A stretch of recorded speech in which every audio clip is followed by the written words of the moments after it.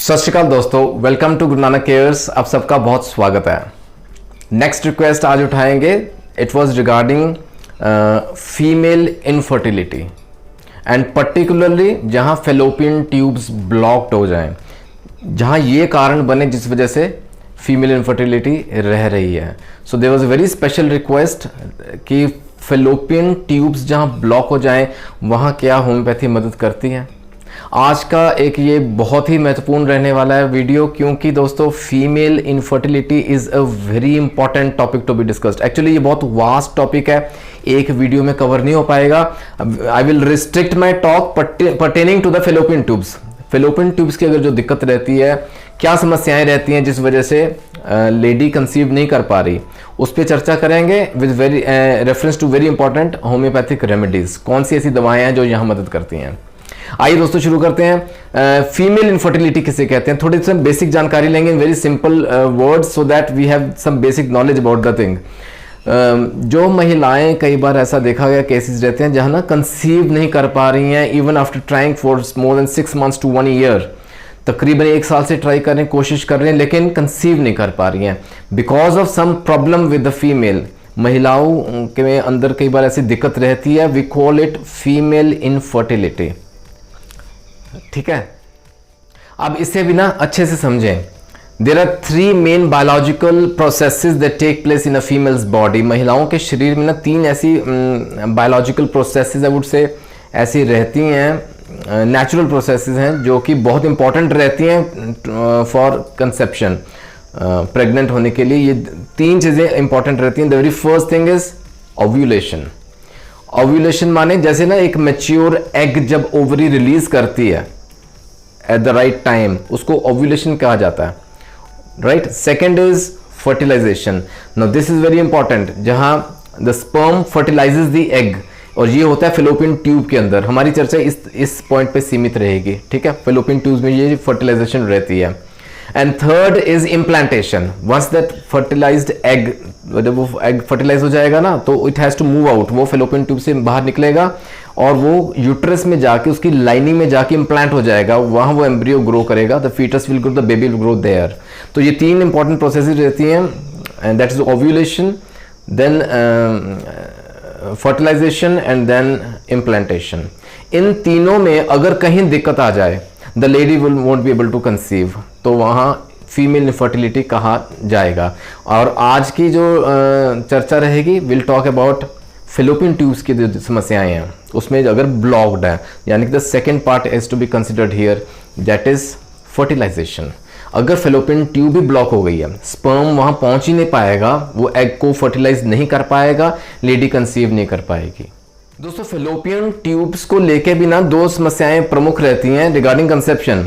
कई बार होता है कि स्पर्म रीचेज द एग, उसको फर्टिलाइज कर दिया, लेकिन वो वहां से बाहर नहीं आ पाया, वही इम्प्लांट हो गया, यानी कि एक्टोपिक प्रेगनेंसी जो कि यूट्रस से बाहर हो in the fallopian tube. This is very risky condition, इसको टर्मिनेट करना पड़ता है।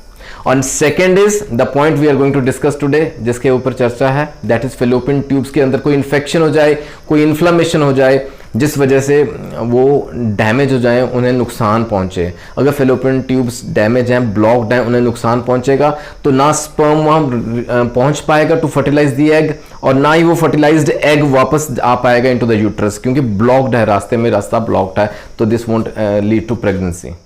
दोस्तों फेलोपियन ट्यूब्स की समस्याओं को लेकर ना 4 प्रमुख कंडीशंस हैं, या कारण कह लें, which lead to problems in conception. ठीक है, वेरी फर्स्ट इज सेल्पिंजाइटिस।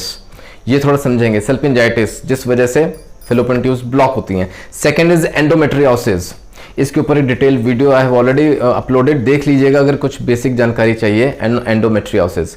तीसरा कारण रहता है दोस्तों सेक्सुअली ट्रांसमिटेड डिजीजेस। कई बार ऐसे डिजीज ट्रांसफर होते हैं फ्रॉम मेल टू फीमेल, तो उस वजह से भी फेलोपियन ट्यूब्स डैमेज हो सकती हैं अंदर। And fourth is some other infection, किसी इन्फेक्शन की वजह से फेलोपियन ट्यूब्स को नुकसान हो सकता है। प्रमुख जो रहता है that is again I will say सेल्पिंजाइटिस।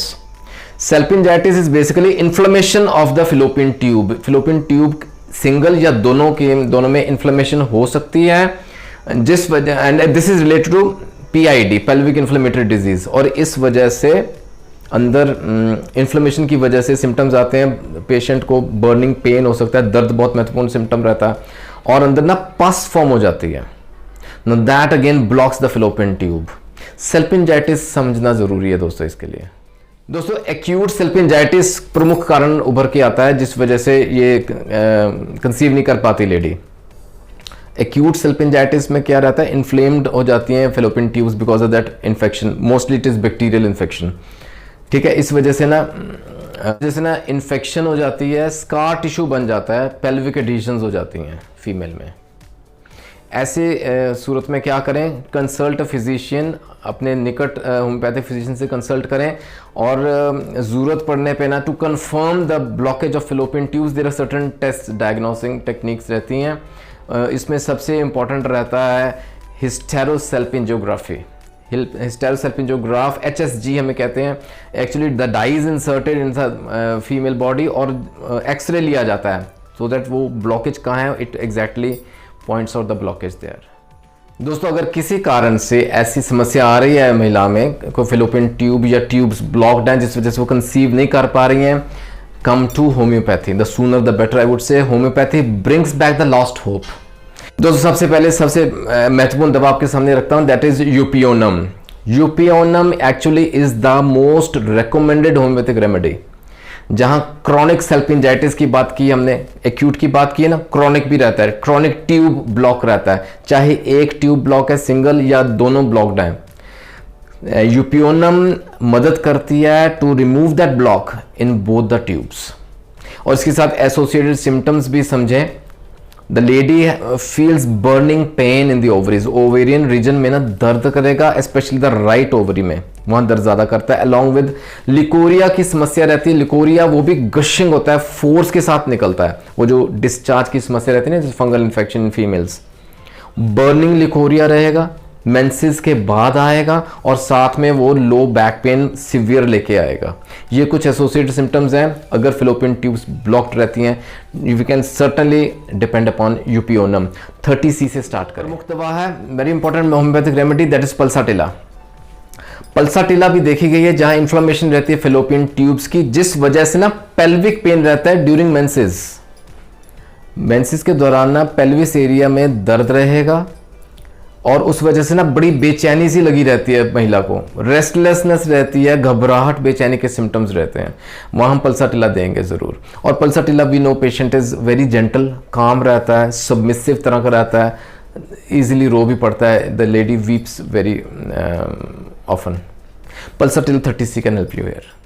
दोस्तों next very important homeopathic remedies, sepia.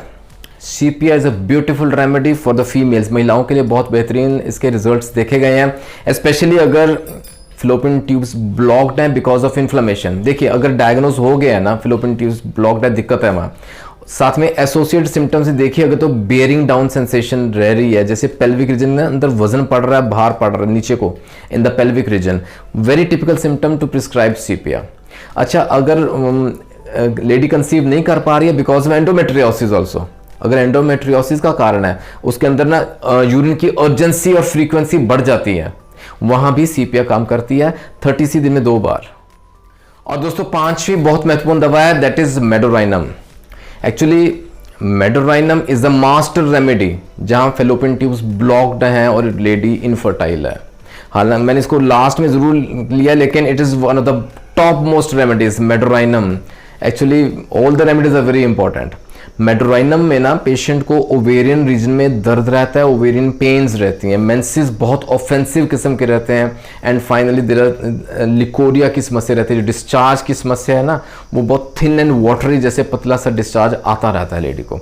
Medorrhinum can help infertility cases में मदद कर सकती है। इसमें ना हाई डोज ही देंगे, नीड नॉट रिपीटेड, 200 या 1 mg दे सकते हैं। हाँ अपने होम्योपैथिक कंसल्टेंट की सलाह जरूर लीजिएगा। Before you use any of the remedies talk to your physician. आपके कंडीशन में जो है सिम्टम्स, उसके आधार पे दवा का चयन किया जाएगा। The dosages and potency let the doctor decide. ये आपके जस्ट नॉलेज के लिए ज़रूर वीडियो अपलोड किया दोस्तों, as per the request that came forward. कि हाँ होम्योपैथी में ऐसी बहुत कारगर दवाएं आती हैं जो ऐसे नाजुक मसलों में भी हल ढूंढती है, हमारी मदद करती है। दोस्तों जुड़े रहें गुरु नानक केयर्स के साथ for more such informational videos. Keep on sending your suggestions, आप अपने सुझाव देते रहें। कोई डाउट है कोई दोस्तों, आशा करता हूं आज का वीडियो कहीं ना कहीं आपको जरूर फायदा पहुंचाएगा। डू शेयर दिस वीडियो, कहीं ना कहीं किसी ना किसी को कोई ना कोई फायदा जरूर पहुंचे।